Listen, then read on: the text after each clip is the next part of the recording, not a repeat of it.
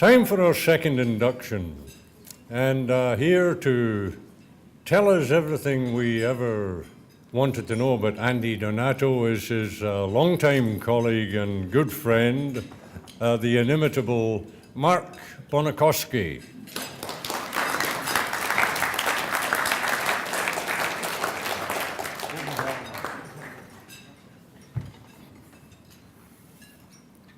Good evening. Lots of distinguished guests here, and then again, some who aren't.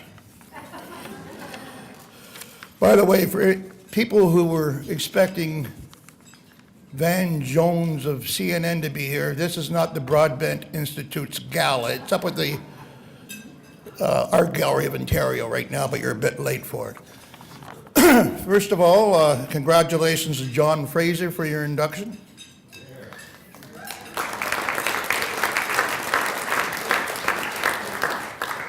And if anyone's expecting me to be as erudite as Michael Volpe, that horse has never been in my barn.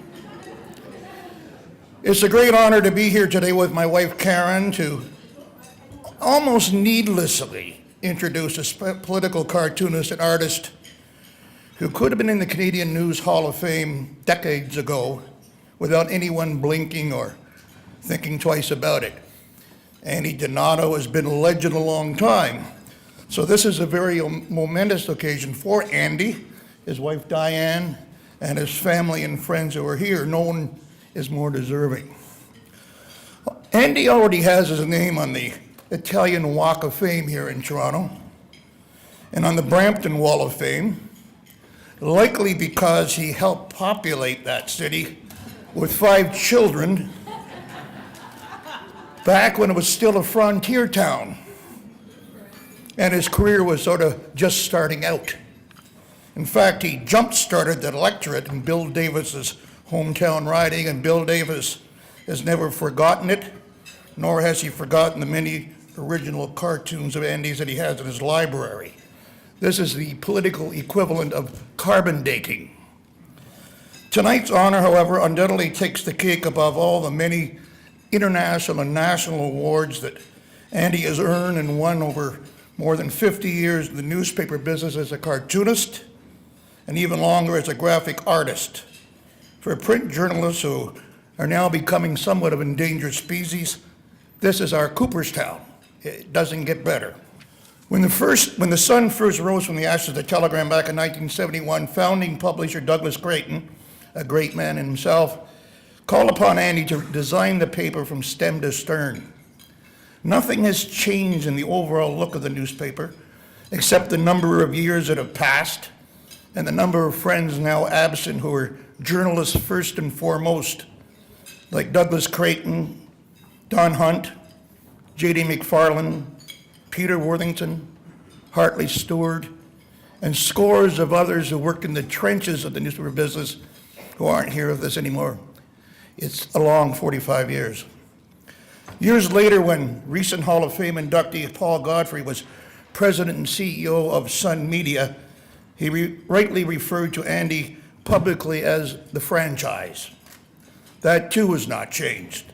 Not only is Andy a day oneer, he is a very large piece of the newspaper's foundation, perhaps even its cornerstone.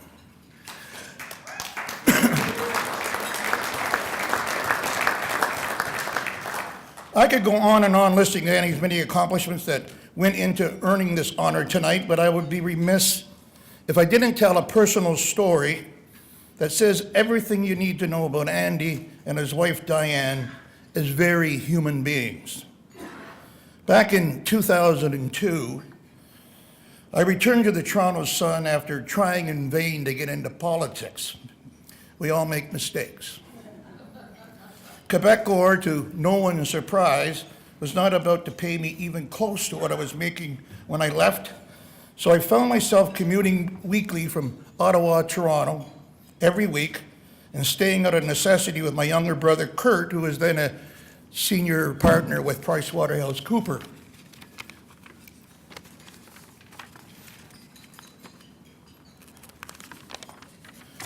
Within 3 months, that came to an end when my brother died of a sudden heart attack on a business trip to Vancouver, And besides losing my younger brother and only brother, I was literally homeless in Toronto. Andy insisted on me staying with them in their spare bedroom. Diane insisted that Andy's insistence was hers as well. Well, 3 years later, I was still making the Ottawa-Toronto commute until our daughter graduated from high school in Ottawa, but I was finally able to move out of the Donato house into a small basement apartment here in Toronto 3 years. I did it my best to not to be intrusive, but I was there.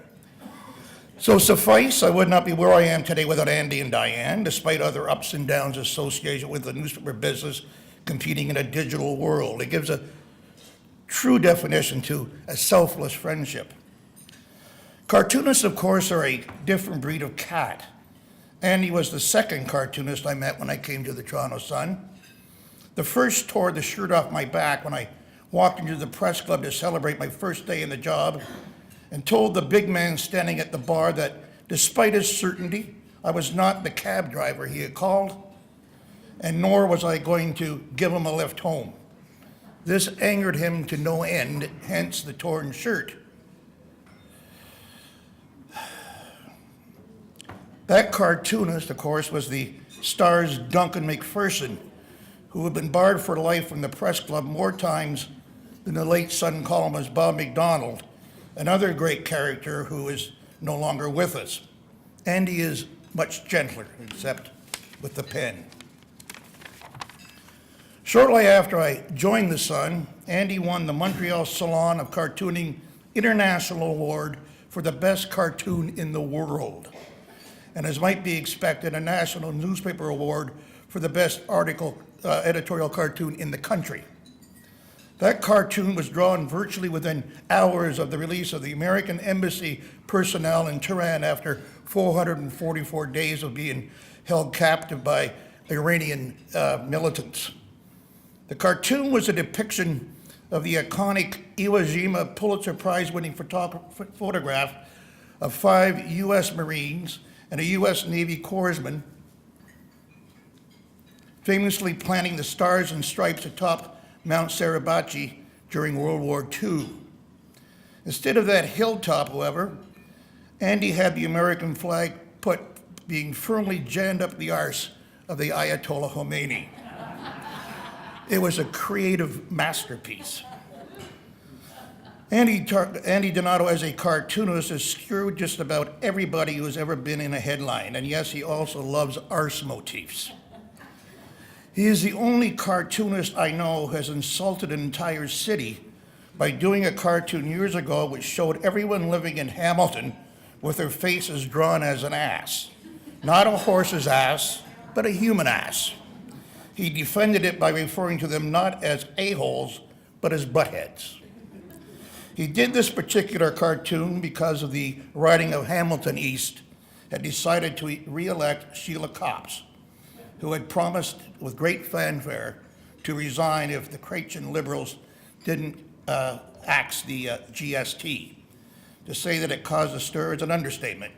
If Andy goes to Hamilton now, he wears a John Monroe mask as a disguise, which is another form of carbon dating. That said, a half century in the highly competitive and limited field of those who survive and thrive in the unique world of editorial cartooning is in itself an incredible and noteworthy achievement. To excel for so long and so timelessly, however, is testimony not only to Donato's brilliance with the satirical pen, but to the generations of editors-in-chiefs who appreciated they had an extraordinary talent with hundreds of thousands of fans. With some 40 years in the news game myself, and therefore as jaded as any newsman alive, Andy has never failed to knock my socks off or be off the money. In closing, here are 5 things you may not know about Andy Donato. 1, he is a deadly putter on the golf course. His ability to read light, contours, and shadows is evidenced by both his cartoons and his paintings, does not bode well for anyone counting him to 3-putt any green. Ask Tom McMillan, who is here tonight with his wife Sandy. 2, the ubiquitous bird in all Donato's cartoons actually had a name. It was Aaron. When young Andy's daughter had a white budgie named Aaron, and so Donato's ever-present bird was thusly named Aaron in his honor after it slipped off the mortal coil. That said, Andy usually just refers to it as the goddamn bird. 3, since the death of Peter Worthington, Andy has a W hidden in every cartoon he draws. 4, Donato is hilarious. He knows and remembers every joke he has ever heard and can do them in any dialect required for the best effect. And 5, and lastly, once you are Andy's friend, you're his friend forever. Ladies and gentlemen, Andy Donato.